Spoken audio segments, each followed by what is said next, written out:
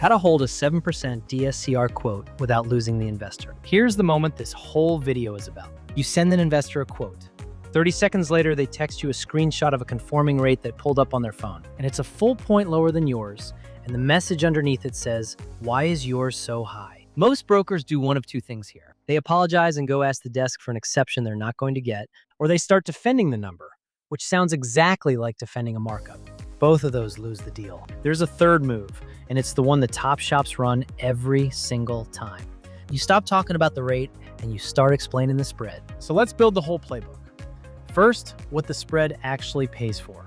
A DSCR loan prices above the conforming 30-year. Depending on the ratio, the leverage, and the credit tier, that gap has generally run somewhere in the neighborhood of a half point to a point and a quarter. Your borrower assumes that gap is you. It isn't. Here's what it's buying them. On a conforming loan, the lender underwrites the person. Tax returns, W-2s, debt to income, employment verification, the whole file about their life. On a DSCR loan, the lender underwrites the property. Does the rent cover the payment? That's it. Nobody asks the investor for 2 years of returns. Nobody counts the 4 other mortgages they already carry against them.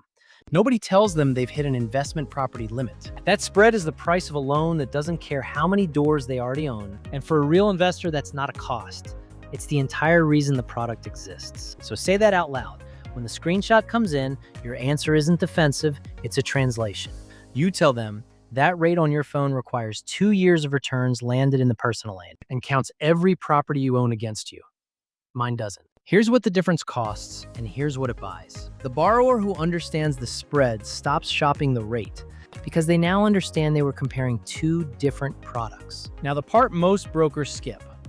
Once you've explained the spread, immediately give them the 3 levers that actually move their number. Because a borrower who feels powerless goes and gets a second quote.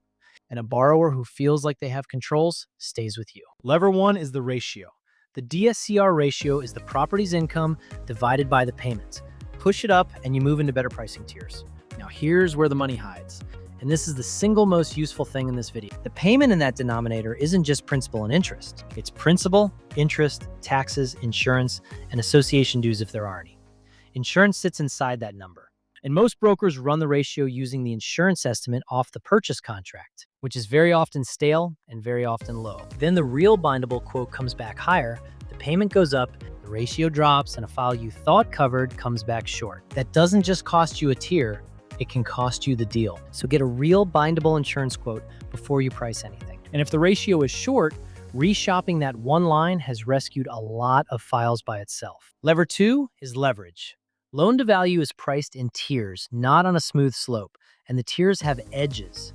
A borrower sitting just above a tier line is paying for the whole tier. Sometimes a very small amount of additional down payment moves them across that edge and buys back more in rate than the cash they put in. That's a real conversation to have with an investor because investors think in returns, not in feelings about down payments. Show them the math and let them decide. And notice what a smaller loan amount also does. It lowers the payment, which raises the ratio. 1 move, 2 levers. Lever 3 is structure, and this is the one brokers underuse the most. If the ratio is short, you do not have to go beg for a rate cut.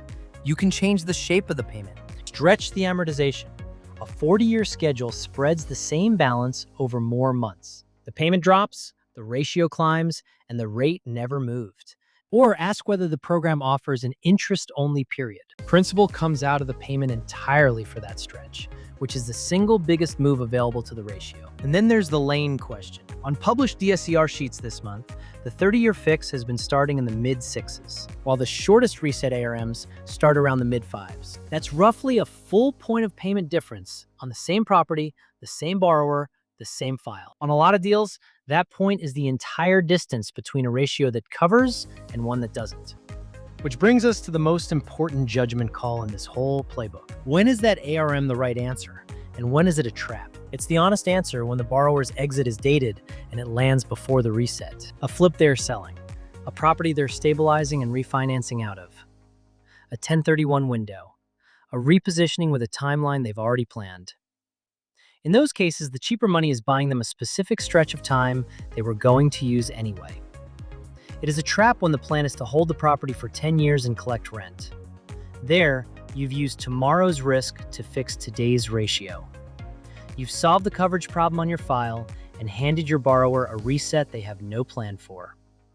And when that comes back around in a few years,